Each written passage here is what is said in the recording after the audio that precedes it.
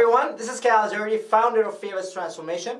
I help entrepreneurs, leaders, and coaches, trainers to double the result with half the time. So today I'm going to be sharing with you a pattern around how to point out negative body language communication habits with others without coming across as abrupt or without coming across as passive and letting it go so that you wouldn't know what's really going on, and instead you'll be able to point that out, help your client, help your teammate, help a coworker, or help your child to correct these bad communication habits and have them to overcome it, and without having you to be either abrupt or passive. Good? Awesome. So what would that technique would be? The technique is called the bat technique. Bat is like you hit someone with a bat, except you're doing gently, you're doing it nicely. All right? So I'm going to put here the bat technique. The bat technique. So what does that mean, the bat technique? The bat, B stands for, you want to point out the behavior. And here's the thing, most of us, when this happened, when we, for example, what would be a bad communication habits? What would be bad body language? I just did it. Rolling eyes, sighing, slamming fist on the table, mumbling something as someone is walking away, would be, looking at the watch, or just having this face. Right? So all of these are bad communication habits that people do when we're communicating with them. Some people do, or we find ourselves, we do it ourselves to other people as well, and that could create conflict, whether it's in the workplace or within your friends and family, within your family, or within friends and people that you want to do business with, your client, a boss, all of that. It's always, sometimes it's there, whereas now you can point that out so that you wouldn't have to misinterpret what that behavior is. Okay? So, first you want to point out the behavior. So when I say the behavior, what does that mean? The behavior is completely distinct from the attitude. Okay, so again, I'm going to go back to a circle, a couple of circles that it makes a big distinction how we tend to collapse the behavior with the attitude. So, something happens, there's a fact, someone rolled their eyes, we make it mean, the meaning right here, we make it mean that they are disinterested, or here we go again. So something happened, let's say eye roll, and then we make it mean that they are not interested. Okay, not interested. Okay, so as a result, we get in our head and we start making that person wrong. Maybe we become even louder, become more aggressive, or we just ignore it and then we make them wrong and we would avoid these people. How many of you have done that? How many of you? I know I've done that, yes?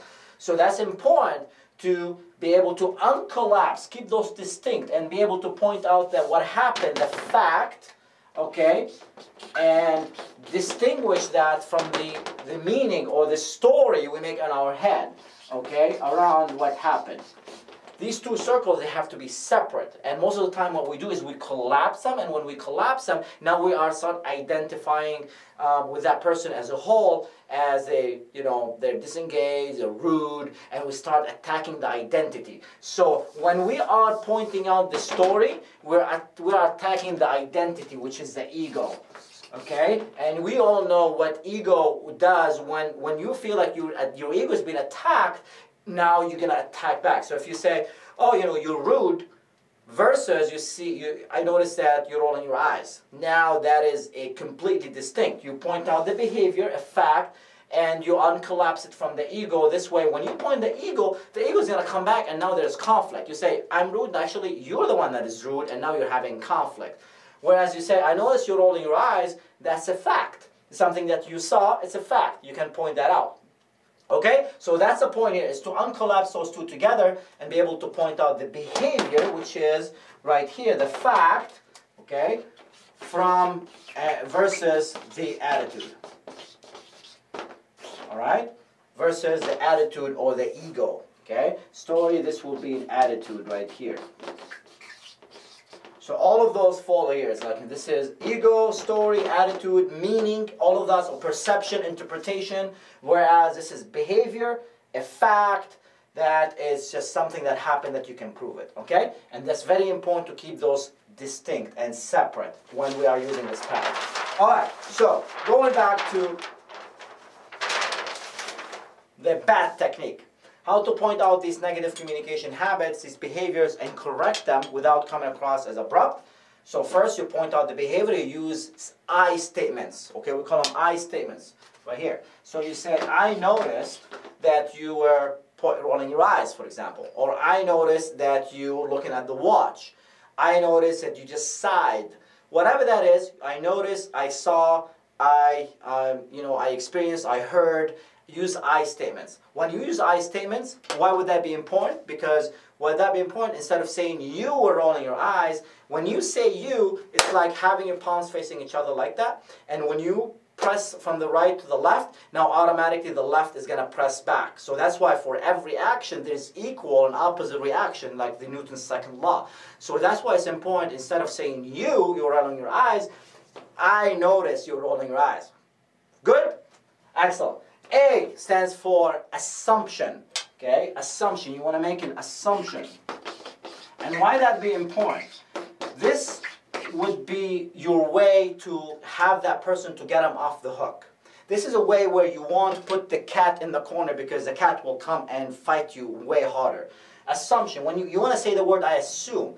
I assume, when I notice you're rolling your eyes, I assume, and you want to make a positive assumption, okay? So for this pattern to work, you want to make a positive assumption, and you want to say, I assume that you have better ideas, okay?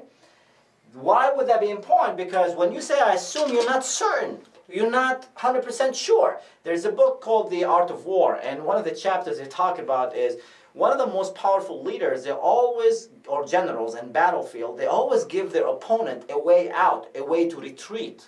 Why would that be important? Because if they don't, then they're going to fight them harder, more casualties, and if they don't save them face, then they're going to come back in the future and they're going to fight them, and they're going to that's going to cause a lot of problems in the future. So what we're doing here, though that you may win, let's say if you just tell someone, oh, you're rude, you're pointing out, you're rolling your eyes, and the other person walks away, but guess what? They're never going to forget that, and they're going to find another way to retaliate, and they're going to cause problems. So you're doing this assertively, and you're doing it gently. So you point out the behavior.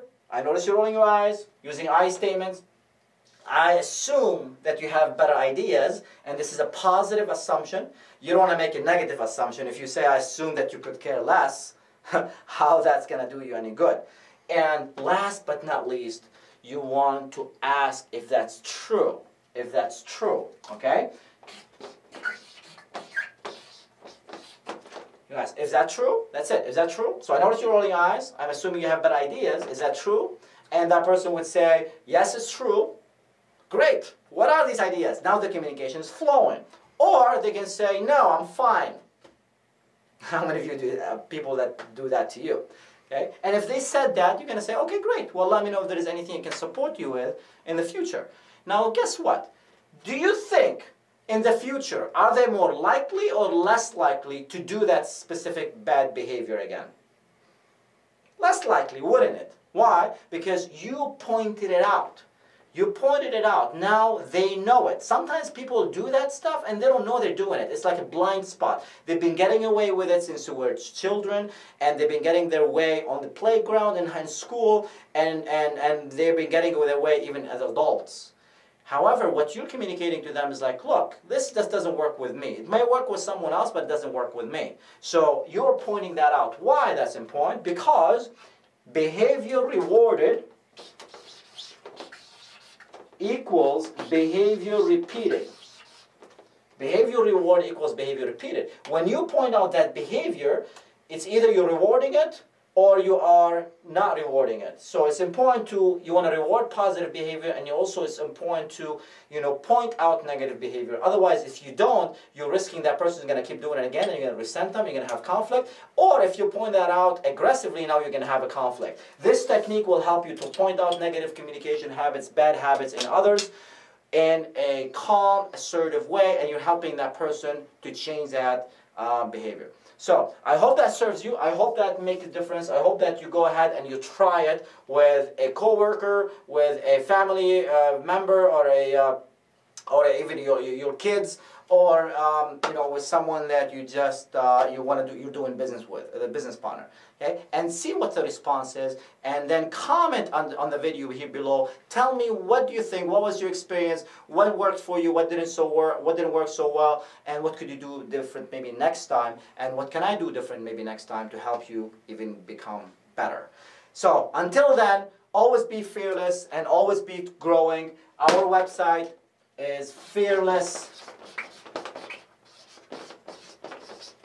Transformation.com. Okay? Cheers for now.